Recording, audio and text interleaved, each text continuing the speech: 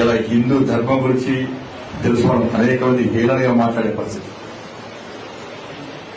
హిందూ దేవుళ్ళ గురించి, హిందూ ధర్మం గురించి, మన సనాతన ధర్మం గురించి హేళన చేసే పరిస్థితి. ఇటువంటి పరిస్థితులు నాకు ఒక పాట గుర్తొచ్చి గీత గుర్తొస్తాను.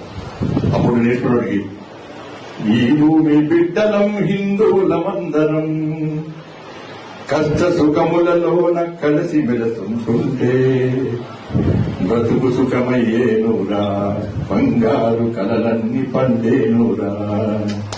ఈ భూమి బిడ్డలం హిందువులమందరం కష్ట సుఖములలోన కలిసి మెలుస్తుంటే బ్రతుకు సుఖమయ్యేనురా, బంగారు కలలన్నీ పండేనురా.